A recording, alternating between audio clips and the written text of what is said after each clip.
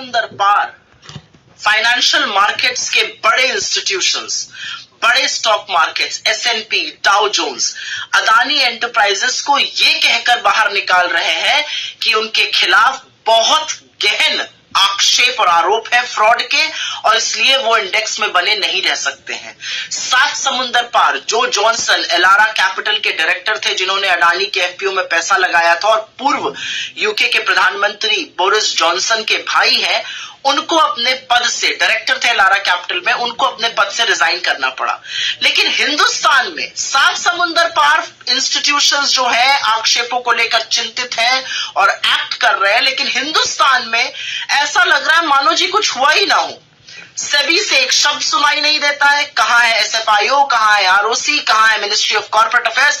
Government of India तो ऐसे बर्ताव कर रही है शुतुरमुर्ग की तरह कि उन्होंने जमीन के नीचे सर कर लिया है और मानो कुछ हुआ ही ना हो। तो असलियत यह है कि अडानी जी जो है वो सबको ले डूब रहे हैं। कैपिटल मार्केट्स में, मतलब दलाल स्ट्रीट पर 15 लाख करोड़ का नुकसान हुआ है 24 जनवरी से आज तक। 15 लाख करोड़ डूबे हैं।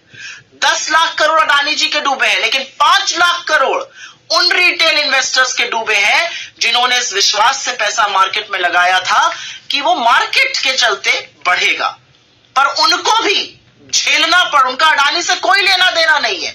वो शायद हिंदुस्तान की 4000 से ज्यादा जो लिस्टेड कंपनीज है, जो अच्छे से चलती है, जो साफ सुथरी है, जिसमें कॉर्पोरेट गवर्नेंस है, उसमें पैसा लगाया हुआ है, लेकिन भुगतना उनको भी पड़ रहा है अडानी जी के कुकर्मों को और सरकार की मिली भगत को। तो सरकार एक्ट क्यों नहीं कर रही है, ये सवाल है। क्यों सेबी कुछ नहीं कर रहा है, क्यों एसएफआईओ कुछ नहीं कर रहा है, कहां है ईडी, कहां है एमसीए, कहां है आरओसी, कोई शब्द नहीं है। मोदी जी ने तो आंखों पर पट्टी बांध ली, क्योंकि वो तो दोस्ती निभाने पर तुले हुए हैं। वो तो सदन में भी चर्चा नहीं होने देते, सदन को सोमवार तक के लिए स्थगित कर दिया गया है। लेकिन सवाल यह पूछा जाएगा कि उस रिटेल इन्वेस्टर को कौन बचाएगा जो अडानी जी के कुकर्मों का फल भुगत रहा है, जिसके 5 लाख करोड़ से ज्यादा खत्म हो गए, नष्ट हो गए मार्केट में।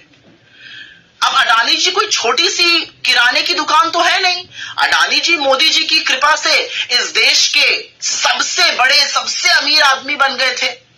उनकी मोनोपोली एयरपोर्ट पे है, उनका एकाधिकार मोनोपोली पोर्ट्स में है, उनकी मोनोपोली फूड एंड एग्रीकल्चर में है। क्या गोडाउन, क्या वेयर हाउसेस, क्या खाने वाला तेल, सब में वो घुसे हुए हैं। फलों के बागान तक में वो घुसे हुए हैं।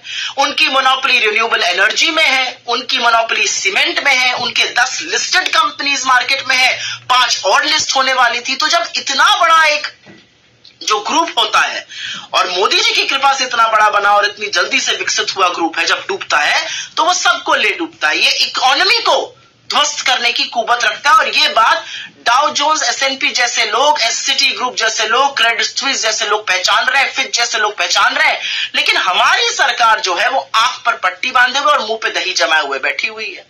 तो पूछने की बात यह है कि एलआईसी, एसबीआई, इनसे सवाल कब पूछे जाएंगे? निवेशकों ने, जो policy holder, 30 crore policy holder LIC के हैं, जिन्होंने अपनी जिंदगी की गाढ़ी कमाई लगाई थी, उनको ये कह देना कि जी हम तो 20,000 पे आए थे करोड़ पे, 30,000 हो गए। जी नहीं, आपने 100 रुपए लगाए थे मार्केट में, वो 100 रुपए 10 साल पहले लगाए थे, वो 5 साल बाद 1000 रुपए हो गए, लेकिन उसके 5 साल बाद वो 200 हो गए। तो आप ये सोचकर संतुष्ट रहिएगा कि 100 रुपए 200 हो गए, या ये सोच के चिंता जताइएगा कि 1000 रुपए कैसे 200 हो गए। वही काम एलआईसी कर रहा है, जबानी जमा खर्च। एसबीआई, 45 करोड़ लोग इस विश्वास से SBI, state bank of India में अकाउंट खोलते हैं कि सरकार का बैंक है, डूबेगा नहीं, कुछ गलत काम नहीं करेगा। 81,000 करोड़ रुपए बैंकों ने कर्जा दिया है अडानी जी को, जो उनके कुल कर्जे का मात्र 38% है, और उस 38% में भी 8% तो प्राइवेट बैंक का है और 30% सरकारी बैंक का है। तो सवाल ये तो पूछना बनता है ना कि हिंदुस्तान के लोगों की गाढ़ी कमाई, टैक्स पेयर्स का पैसा, जो सरकारी संस्थाओं ने अडानी जी को भेंट स्वरूप दिया था, वो क्यों दिया था? और आज जब रिटेल निवेशक, जब छोटे छोटे निवेशकों की पूरी पूंजी ध्वस्त होती जा रही है, उड़ती जा रही है, ब्लड बाथ मचा हुआ है मार्केट में, तो सरकार क्या कर रही है? ना सदन में बहस करने की अनुमति देती है, ना जेपीसी कराती है, ना सुप्रीम कोर्ट के जज से कोई जांच कराती है। तो आंख मूंद लेने से इसका निवारण नहीं होगा मोदी जी, क्योंकि अब वक्त है मित्रता छोड़कर कर्तव्य निभाने का, और कर्तव्य आपका हिंदुस्तानियों के प्रति है, एक अडानी जी के प्रति नहीं है। ये बात 7 समुंदर पार फाइनेंशियल इंस्टीट्यूशन समझ गए, लेकिन आपकी समझ में ये बात नहीं है।